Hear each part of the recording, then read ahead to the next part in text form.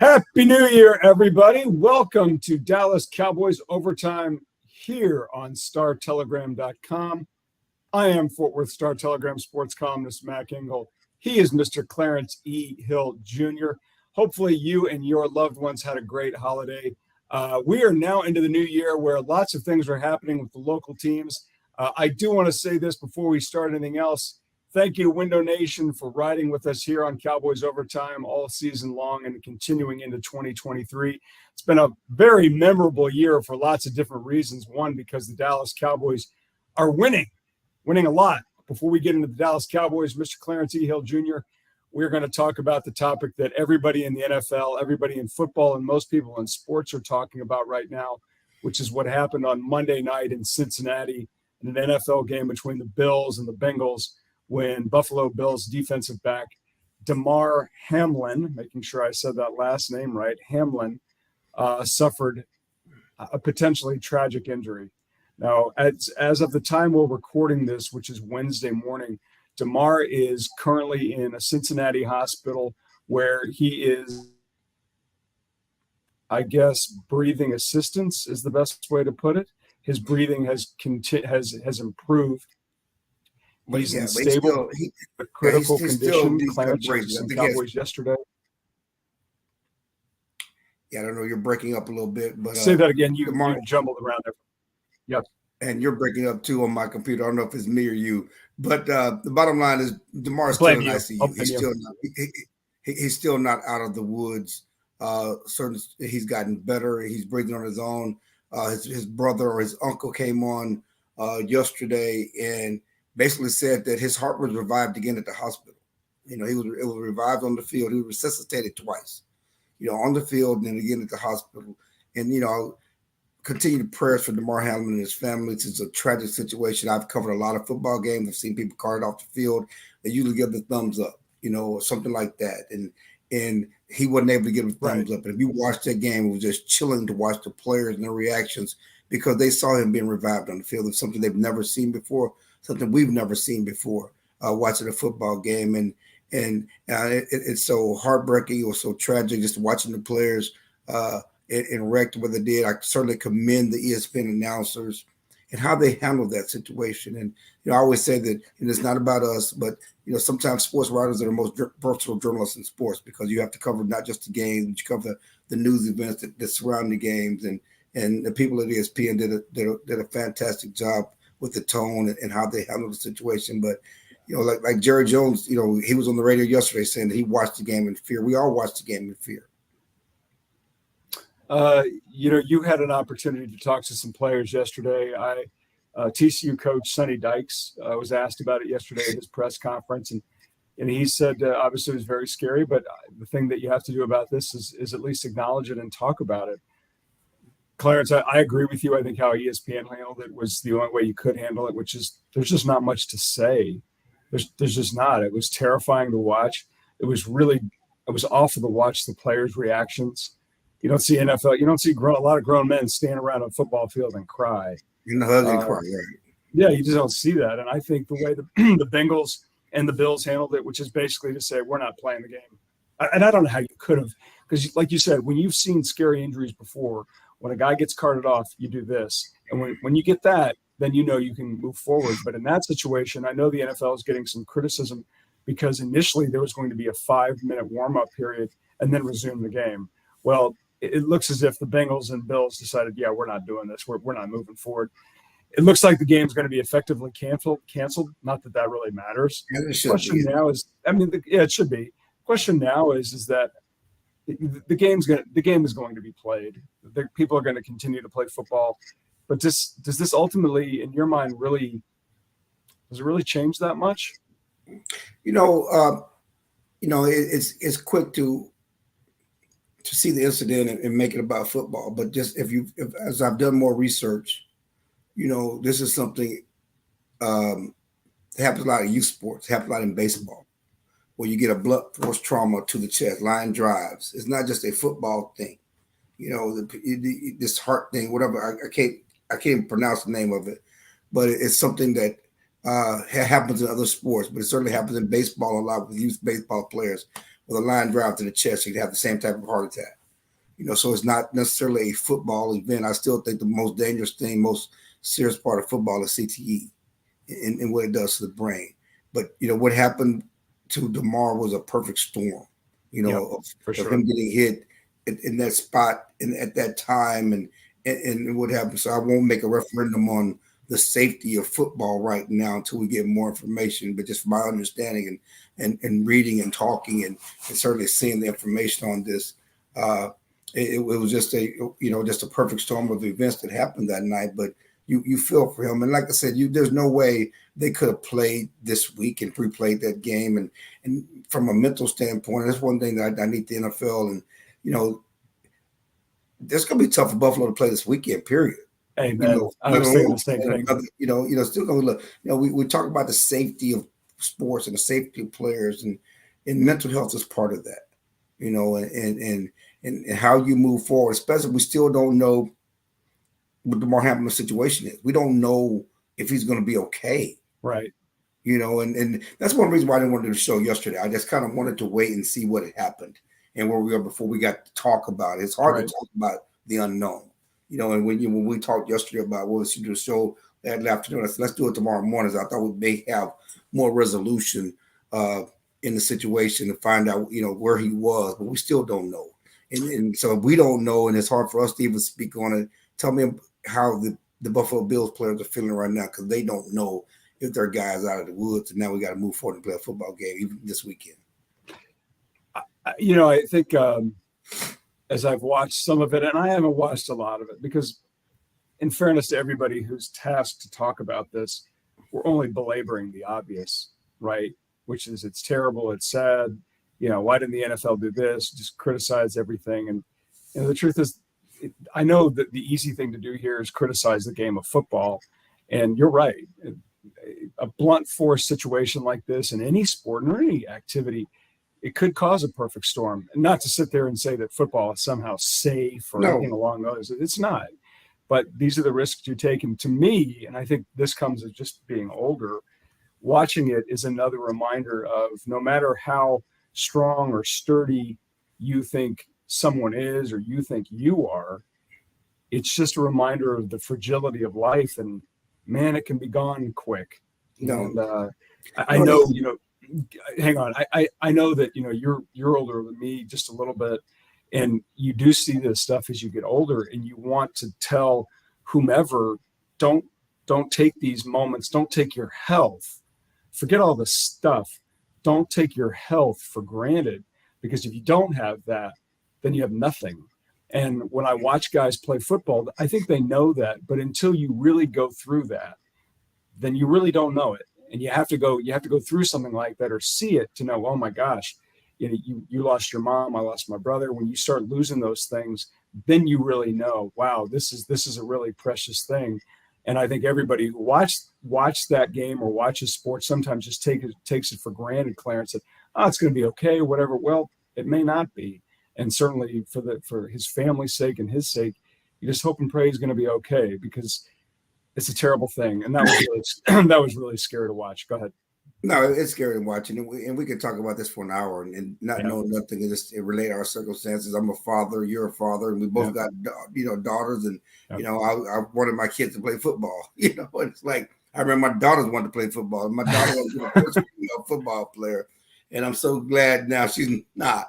But I mean, I always wanted sons. Football has always been my favorite sport. It's always been my first love of sports. And, and I couldn't wait to have kids. So my son could play football, but, and now as you get older and you get, mature, like, I'm just glad I don't have to think about that and worry about that to a certain extent. But Clarence, your youngest daughter is a gymnast. I know it's the same, man. I'm scared to death when she's on the damn high ball. Okay. I'm scared to death, especially when she was younger, and still scared to death. And she's, my others had torn ACL, and she's had a fractured kneecap. She's had a broken toe, and she's had bad ankles, and we've seen it all, and I've seen the falls. And so it's frightening as a parent. I couldn't even imagine DeMar's parent. His mother was in the stands and rode in the ambulance with him, and what she had to be thinking and feeling in those moments. And I was going to say, I just think the Jason Hatcher, former Cowboys football player who just lost his son, JJ. Yeah. He was a high school junior who was a 5-sport, athlete and doing all this other stuff. And it was an unknown heart condition, but he was out, doing activities. I think it was at a 7-on-7 tournament or something like that when he collapsed just a couple of weeks ago. And I can't imagine. I know talking to people, Jason was watching that game that night, last Monday night. I can imagine what was going through his mind as he had to relive, what his son had gone through. So it's just so much to say. And really we're saying nothing to a certain extent, not to add to the situation. But, again, continued prayers for Damar Hamlin and his family. And we have to move on. It's hard to move on. And hopefully these NFL teams can move on. Well, we're going to attempt to do that here on Cowboys Overtime. There's no real easy transition back to football, given the nature of the subject that we were just talking about, but we're going to do it anyways, or try to do it. The Dallas Cowboys did win their most recent game. That was last Thursday, a pretty ugly game against the Tennessee Titans to improve to 12-4. And because the Philadelphia Eagles on Sunday went out and spit the bit against the New Orleans Saints, the door is open for the Cowboys to potentially win the NFC East. 4 weeks ago, this scenario looked absolutely implausible. But there was our champion, the greatest salesman in the world, Jerry Jones, saying, I think we can win the NFC East. Clarence, there's a door. It's not a very big door, or the opening's not very big. Do you think the Cowboys have a chance to win the NFC East on Sunday?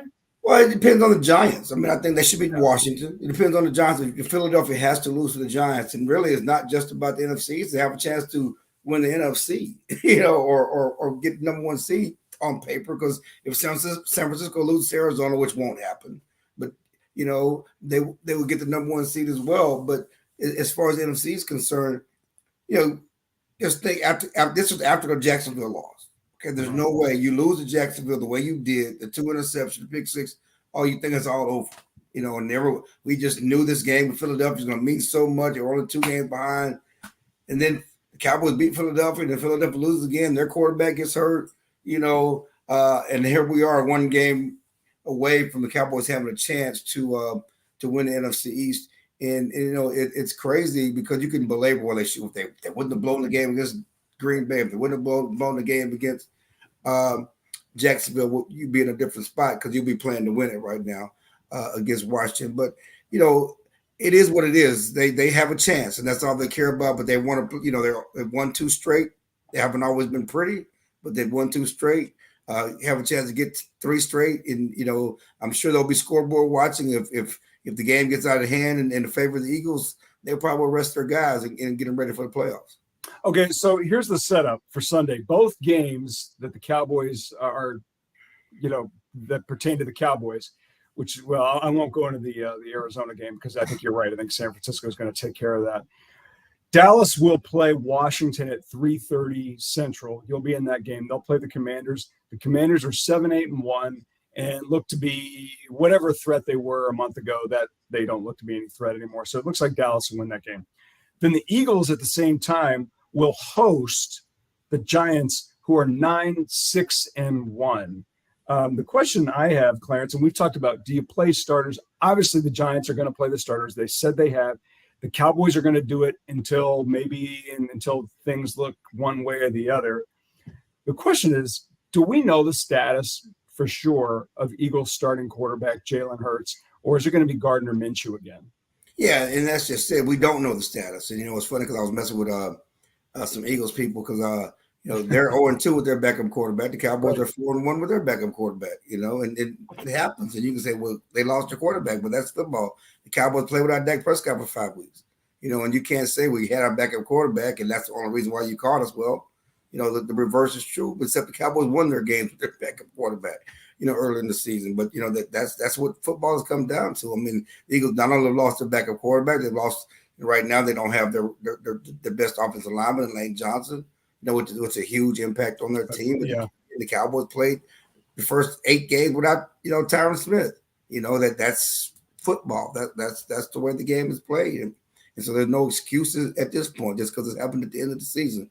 So you have to play all the games. So we don't know, and I'm sure they're going to keep that closely guarded. But I think that has a huge impact on how the Eagles play. I knew when I told people, let's go Gardner Minshew threw for 300 yards against the Cowboys, he was not going to have that type of game against the Saints. You know, no, he didn't. He's a backup for a reason. He's a nice backup, but he's the backup. Not going to have that type of game against the Saints, and he didn't. And then the Saints really had a chance to win that game, and they did. And so the Cowboys are where they are. So we'll see. You know, and again, all the Cowboys wanted with the chance, but mostly they want to be playing well going to the playoffs. But you know, Jerry Jones wants a home game. You know, it's funny because he was on the radio and they said, do you want to win the NFC East? He says, I want a home game.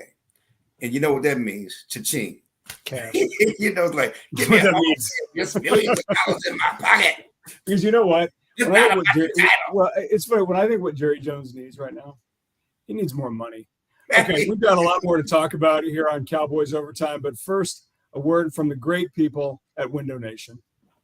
Window Nation, the star of window replacement and proud partner of the Dallas Cowboys, can help you fill the house this season with savings. Buy 2 windows, get 2 free, and make no payments and pay no interest until 2025. Fill your house for a customized authentic Dallas Cowboys jersey while supplies last. You could even help fill the Cowboys house and win tickets to a game. Visit windownation.com/Cowboys now for details. Call 866-95-NATION. Window Nation, proud partner of the Dallas Cowboys. All right. Thank you very much, Window Nation. Clarence, it's good to see you out of the break because I know the last couple of times we've done this, you got to take the garbage out. Did you get the garbage out in time? Man, you know what? Man, I've had so much. You know, it's funny because, you know, I still got a house full of people. Still got my sister, my dad, and her dog here. So I'm actually in my daughter's room trying to get some privacy.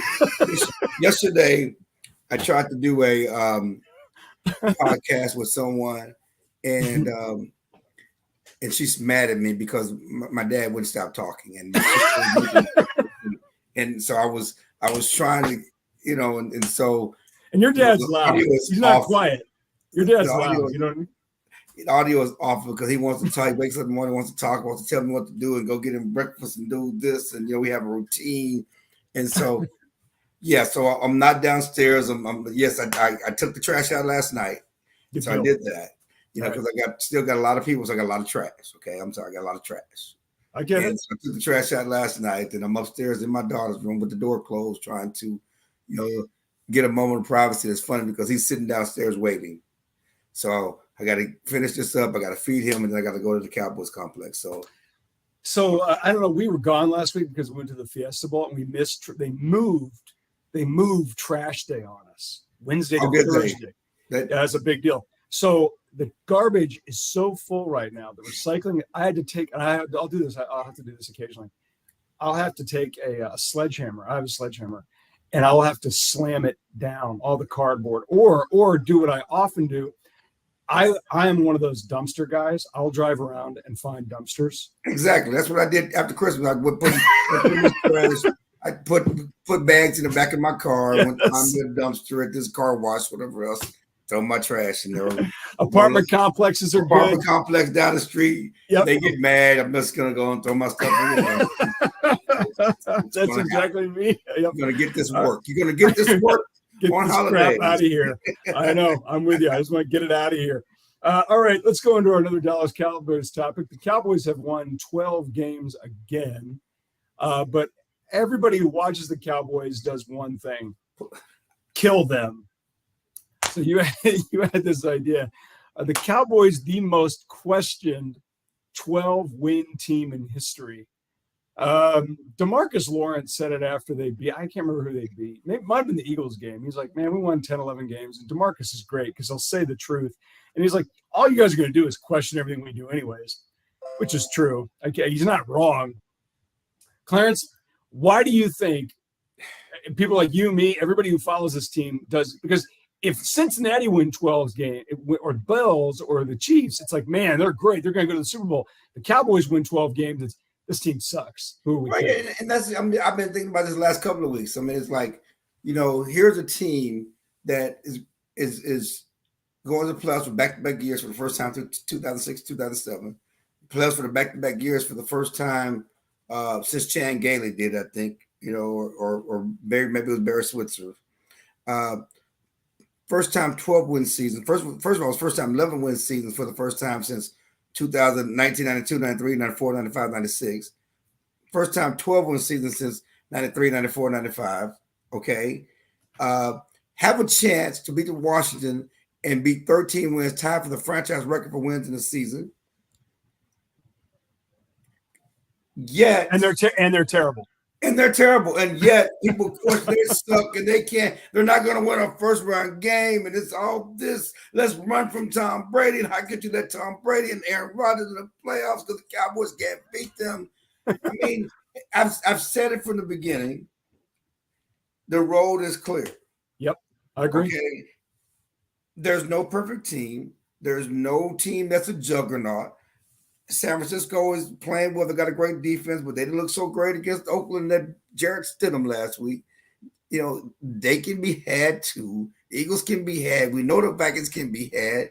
Yes, we let a hot Aaron Rodgers in the playoffs, but we know he can be had. And Tom Brady is 95,000 years old, but that's not the Buccaneers team or whatever.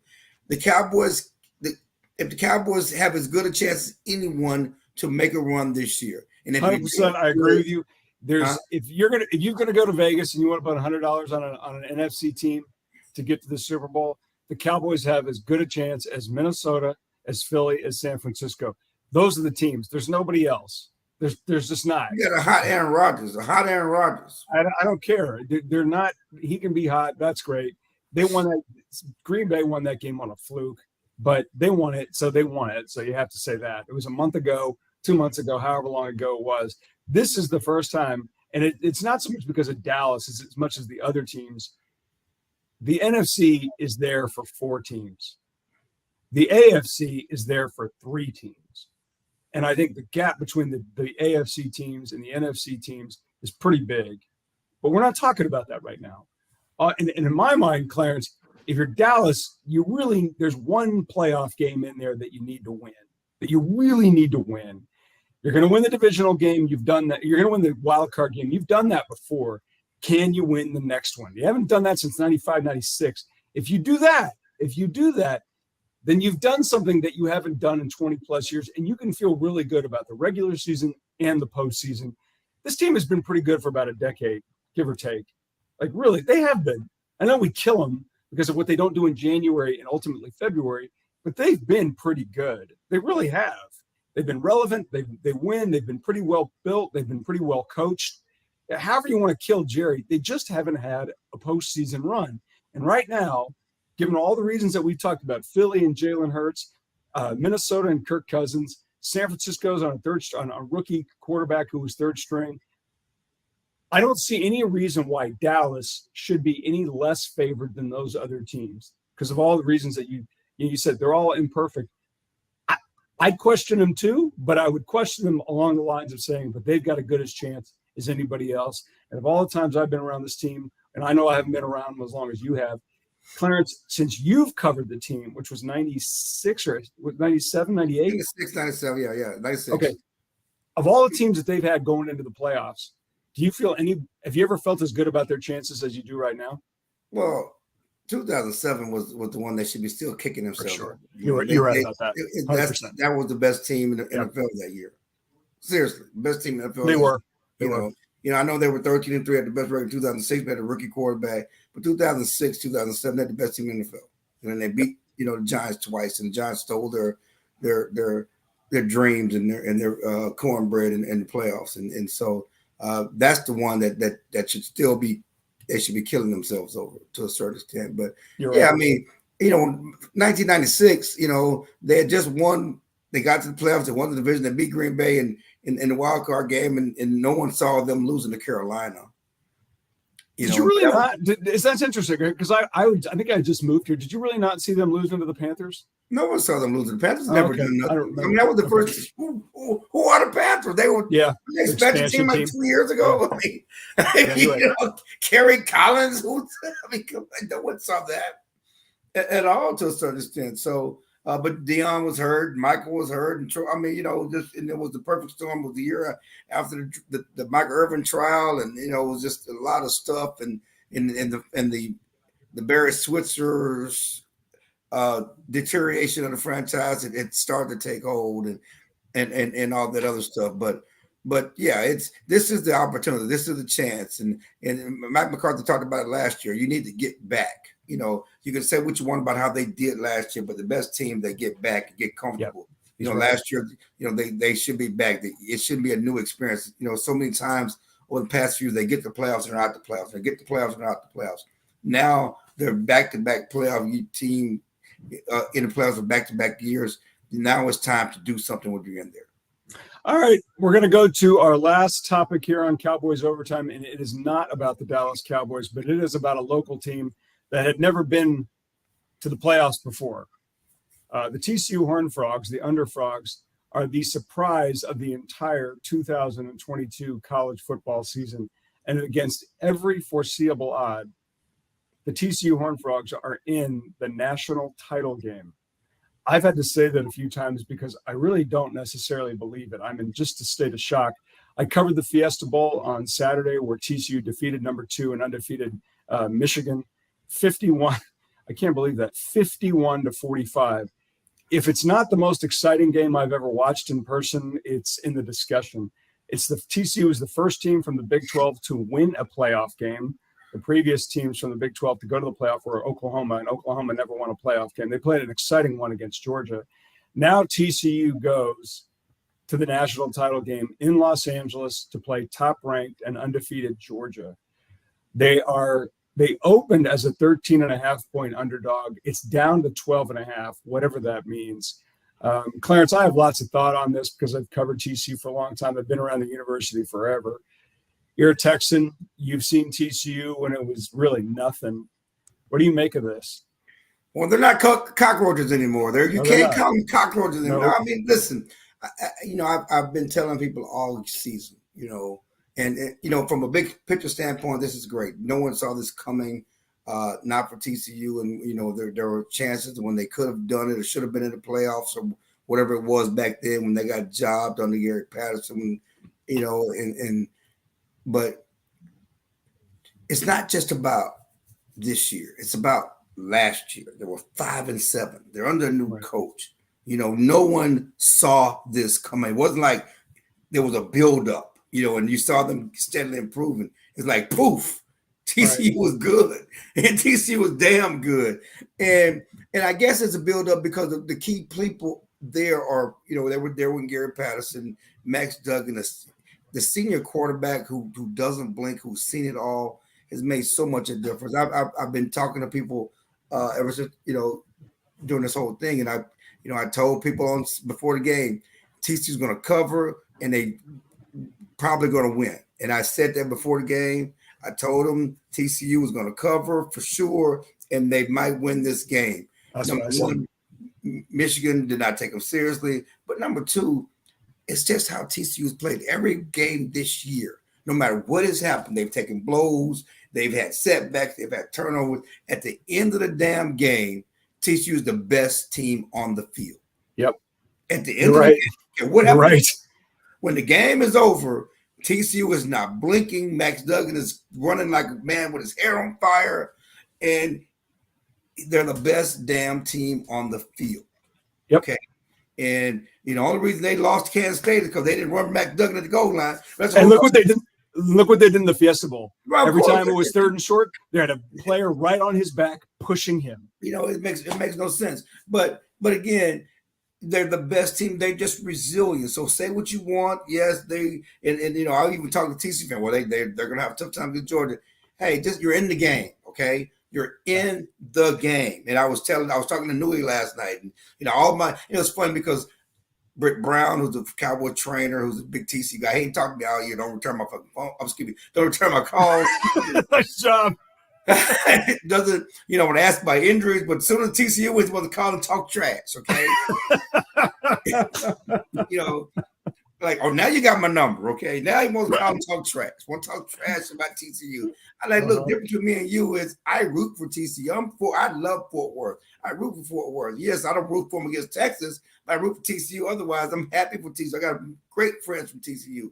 Newey Scruggs, NBC5, he goes to TCU down, big TCU homer, going back to Gary Patterson days. Now he goes, is a TCU business school. He calling, talking trash, but then both of them, I don't know about Georgia. Why are you questioning now?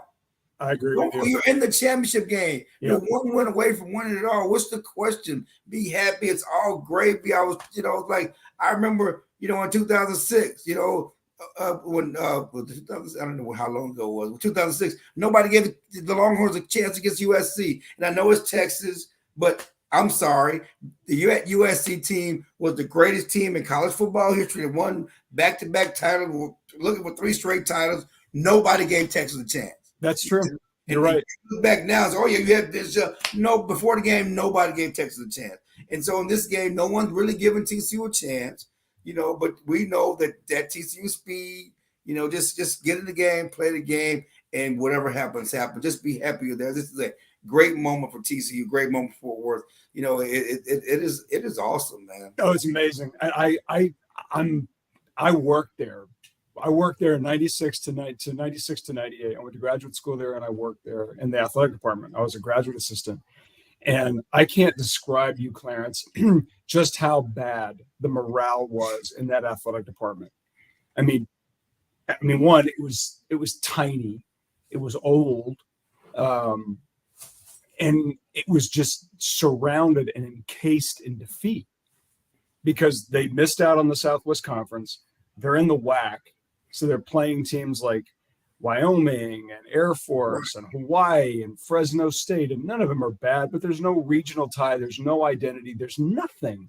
And the morale. So if you would have told me in 1997 that TCU, when they finished 1-11, the last win of the regular season, the only game that they won was against SMU, and that was Pat Sullivan's last name. God rest his soul. Pat was a good man.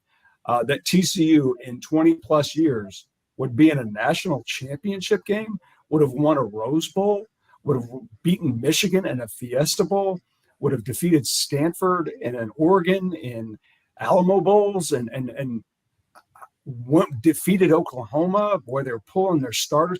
None of this was conceivable. It's unfathomable to me what they did. Right. And I know you're right. People are saying, my attitude about playing Michigan was, it's going to be a game. It'll be in the fourth quarter, and it's going to come down to 6, 8, 10 plays, and they're going to need some crazy things to go in their favor. That's what happened. But in fairness to TCU, if you look at what their lines did, specifically their offensive line, they whipped Michigan. And if you can whip Michigan's offensive line or defensive line, and your defensive line get 3 or 4 sacks, you can play with anybody. They can play with anybody. Now, it doesn't mean they're necessarily going to win, but they can play with them. And if you can play with them, you can beat them. I don't see it being like Georgia covering or anything like that. I think you're exactly right. This will be a game. I think TCU can win it. And I know we're homers because they're right down the street. Obviously, I have ties there. I've taught there. I have thousands of friends there. Same way for you. I know we're going to be accused of being biased and homerish. I'm telling you, they can beat Georgia. I don't know if they will, but they can. And to me, that's a win. Yeah, I don't know if it's about being a homer. It's just about knowing the program. You know the program. Yeah, that too. And so I think that's what the kids. You know what they've gone through. Just like when I said they could beat Michigan. It wasn't about being a homer toward TCU. It was just I know what these kids have been through. I've seen them. I've watched them play, and so I know what they can do. And so that's really more you have a better understanding of the program, unlike national people who just who don't watch them, who look at the scores and score watch and see what Georgia's done against everybody else and killed everybody. Well, they didn't kill Ohio State. No, they didn't kill Ohio State. They barely beat them.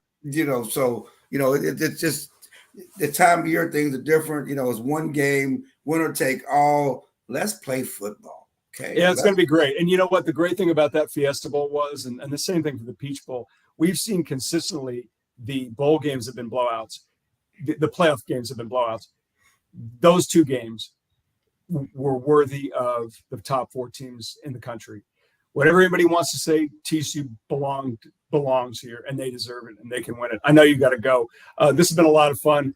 For all of your Cowboys and TCU coverage needs, be sure to check us out on StarTelegram.com. Check us out here on Cowboys Overtime next week, where we will know where the Cowboys will play in the playoffs. Clarence, it's been a lot of fun. See you guys next week.